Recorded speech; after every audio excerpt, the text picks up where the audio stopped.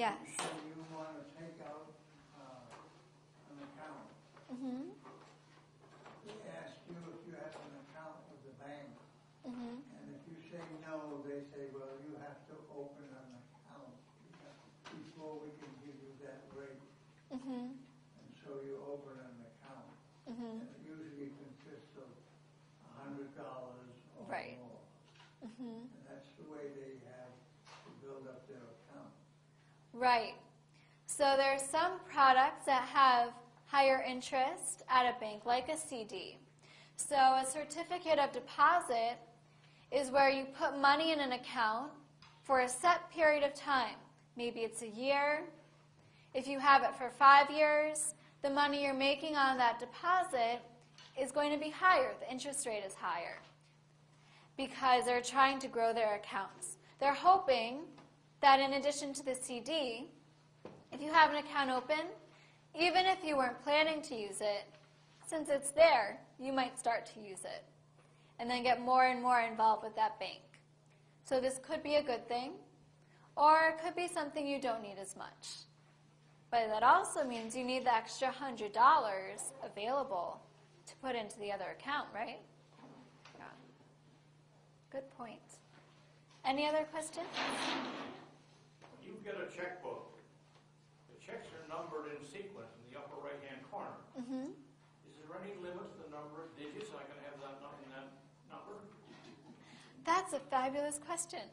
Well, let me tell you. I won the hockey prize at Williams College in 1953. I got $50. It doesn't sound like much, but in 1953 it was a lot of money. I took it down to the local bank in Walton, the Newton Trust Company, and I started my checking account. That's Check wonderful. number 1. Uh-huh. I bought a friendship ring for my girlfriend. And anyway, I've opened my checks in sequence since 1943. And 3 years ago, I was up to 16,400. I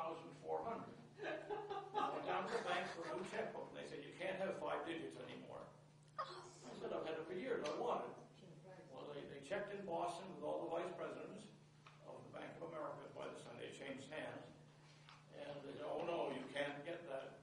So I wrote a personal letter to Mr. Kenneth Lewis, the chairman of the board of Bank of America in North Carolina.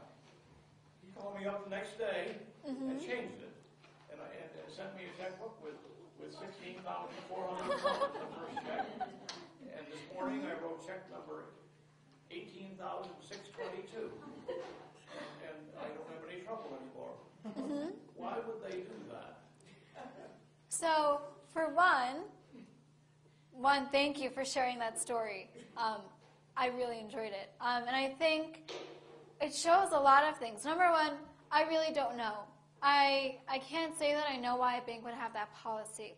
I think the more important part of that story is two things. One, that when you go to the higher levels, when you show passion, and when you show that you are really involved in a company or in a policy, and you do that action, you can get results. Depends who you ask and how you ask it. Absolutely. Are you giving the next lecture? The one in January. January? Yes. I'll bring you a copy of the letter I wrote and his answer. That would be fantastic, because the other piece to that is you've had that bank account for many years. You are a loyal customer. You've built that history. You're a person who not only they want to keep, but you might tell other people, well, wow, I've had this bank account for so long, and I had a problem, but it was corrected, and this is how they treated me. And so standing up for yourself and being assertive can really get results if you go to the right person. I've had that bank account for 77 years. That's outstanding. I've had the opposite problem. I want them to go back to one that they wouldn't. You could try writing a letter in the same way. Yeah, I was I have to write to someone. Good story. I'll have you do it for me.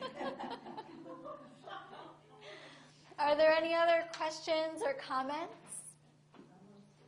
Any more stories?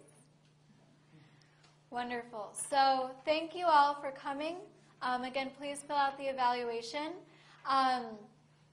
These seminars are taking place on the third Wednesday of every month for a long time. So third Wednesday, 7 o'clock here in this room. And I hope you're all able to come to the next one as well. Yes, and I just want to announce that the next one will be Deb Bloomberg, who will be coming to speak from the Federal Reserve Bank in Boston. And she will bring along a consumer savvy game as well with her, and she'll be speaking on money, of course, banking, and identity theft. So we look forward to having her, and thank you so much, Julie. We look forward to having you again in January.